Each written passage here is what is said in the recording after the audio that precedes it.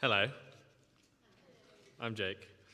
So as Andy said, me and Andy are going to be doing a bit of a tag team on this one. So you've got the beardless man in black shoes and then the bearded man in yellow shoes afterwards. So last week, Angie set the scene for us and handled the great and mysterious letter. But we're only going to be dipping our toe into the letter with regards to seeing what Jesus is saying to these churches and what we can learn from them. We've just finished the identity and purpose through the parables, looking at our own personal walks with Jesus and how it shapes us. So we could look at how this letter gives us a glimpse at our identity and purpose as a church. So we're doing a sort of health check on our church using these letters. The letter that we've had read was sent in a certain period in the 1st century, which I believe we have a map for. Yeah, there we go. So there's all the churches. And it would have been sent circular, so it would have been one letter that went around to all the churches, so all of them had a chance to read everyone's letter. So everyone would be reading about both the good and the bad and the ugly stuff that was happening in each church. And we too get to read the letters and have a look at the good, the bad, and the ugly stuff that's happening in the church. Because it tells us that whoever has ears, let them hear what the Spirit says to the churches. The plurality of the churches means it is for us as much as it was for those in history. So we got to think about, what is Jesus saying to us, and what would his letter be to us? Is there some truth for us to accept, some brutal facts we must face as a church, so we can move from being a good church to a great church? So the way we split this, so I've got the Church of Ephesus, so that's my expertise, and I'm going to hand off to Andrew to do the Church of Smyrna. So, like I said, the message was being sent around to all the churches, and it's being sent to the angel of the church, or the messenger of the church, as it's also described. So it's being sent to the leaders of the church as a health check from Jesus. In this health check to Ephesus, he starts by talking about all the things they're doing right, how they're testing those who claim to be apostles but are not, how they've endured and persevered through hardships of persecution, most likely from the onslaught of Roman soldiers. And they say that it's all for his name. That part's important, so remember that bit, because we're going to come back to that. But yet he holds this against them because they have forsaken the love they had at first. Now, when me and Andrew spoke to talk about this, we picked up the word forsaken in that as sort of it's a very sort of powerful word. And it's seen elsewhere in the Bible. It's seen in Matthew 27, in my God, why have you forsaken me?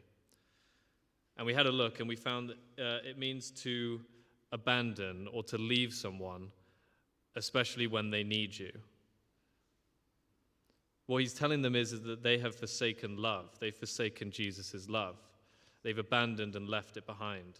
They've abandoned the love they had at first because they got so involved in doing things for his name. The deeds and hard work may have been done in accordance, but it was then held as proof that they have done what they are told. In this health check, Jesus is telling them to return to reflecting God's love. He's telling them to retune to his love and let his works come from it. He wants them to re-experience just being in his love and allow the deeds to come out of that rather than the other way around. The part of the passage, whoever has ears, let them hear what the Spirit says to the churches. He's not only telling the other churches who are also reading this and us to take note of what he's saying. He's telling them to speak to the Lord and ask what to do and allow the Spirit to work among the church, rather than presenting our works and saying, we've done all this, surely you're happy. So, there we go. Right, tag team. Thank you.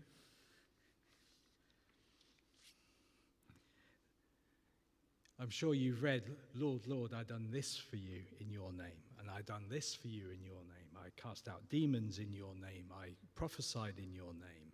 But he says, get away from me. I did not know you. It's all about relationship, and this is the reason why we're doing these kind of things.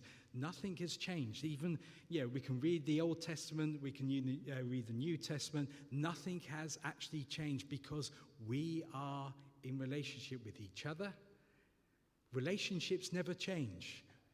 We fall out and we fall in love, don't we?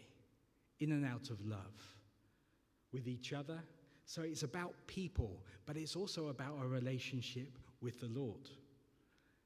And that's why the word we've got is so important for us to understand. It's because it's all about relationship, how humans interact.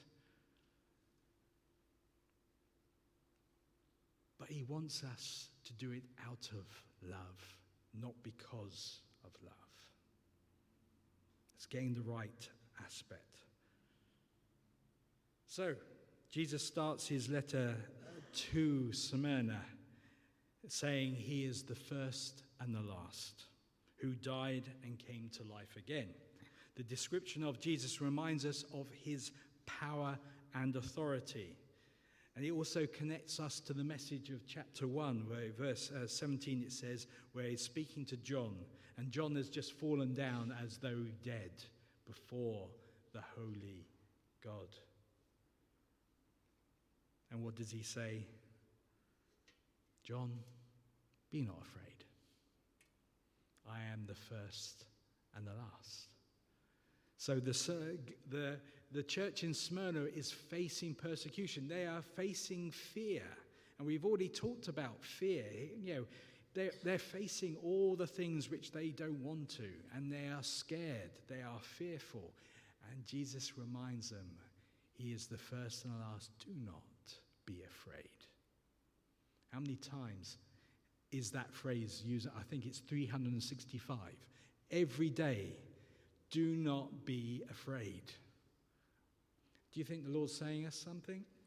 Yeah, every day of the year maybe. Even a leap year, he's covered that as well. Yeah? So Jesus acknowledges that the church in Smyrna is facing. And he says, I know your afflictions and your poverty. Because the thing is, they were living under this persecution. They would be also suffering financially. Because they've been ostracized from the community. They weren't welcome in that. They may not be allowed to work or all those things. So they are struggling. But Jesus says, yet you are rich. The church in Smyrna is facing this persecution, this poverty, but Jesus reassures them that they are rich in faith and in relationship with him. There's only 2 churches out of these 7 letters, or this one letter to the 7 churches. Only 2 of them, he gives them a thumbs up and say, yeah, you're doing okay. The others are a little bit rocky. Says something, doesn't it? The church of Smyrna was not just having trouble from the Romans, but also from the Jewish population in the city. The Jews that say they are Jews are not. They are the synagogue of Satan. Now, the word Satan here does not mean that these Jews were worshipping the devil, okay? It's just a use of a word, which means accuser. So these Jews were accusing and just causing trouble for the church. Because some had most probably just moved from that community and joined that church because they've accepted that Jesus is their Messiah. And so if you know anything about what it means to leave a family where a certain faith is very prominent, to actually move out of that and say, no, I no longer believe that and I believe something else, can cause huge rifts in the families. An upheaval was happening, and so the Jewish the synagogue here were causing these Christians trouble as well. So they're a little Satan, as in a little accuser, not the Satan, who is the accuser of the brothers and sisters. He's accuser of us.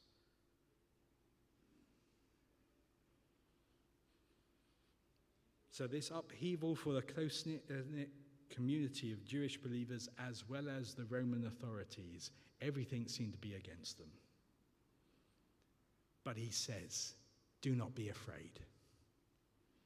You're going to face persecution. Some of you are going to be thrown into prison. The devil's going to throw some of you in prison for 10 days.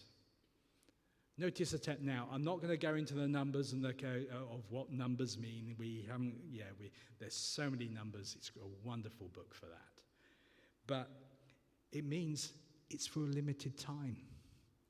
So if you're facing something at this moment, it's only for a limited time. It will end, and something else will start, and that will end. Yes? We're not going to be constantly in this situation which we find ourselves. There is an end in sight, and it's not a man with a lamp, okay? There is the end, light at the end of the tunnel. You won't always be like this. So if we are facing bad stuff, it will end. It will come to a point. But he also encourages us to remain faithful in it and promises them a crown of life if they do not give up. Only victors win a crown in the local games. But they had to endure. They had to work to it. They had to kind of exercise. They had to work to be the winner. And what we exercise is our relationship, our connection with him. So it does reflect in that, you've left your first love. You're doing all this exercise, but you're doing it for the wrong reasons. Get back to being. Get back to actually spending time with me. And then we will receive our prize, the crown of life. So it's faithfulness, perseverance, even in the face of hardship. It will end. We're just going to keep on going. So let's take this health check and looking at these two churches first. What is Jesus saying to us as a church? Have we got ears to hear what he is saying? Trusting in God's promises, remaining faithful to Christ in all circumstances. Are we a church that is just going through the motions? Or are we doing it because we love him? As we gather around the table, it's our opportunity to repent.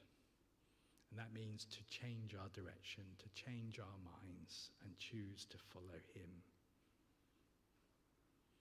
To choose to say, I let go. I go your way and not my way. Shall we do that? Yeah? So as someone can let them know that we're finished.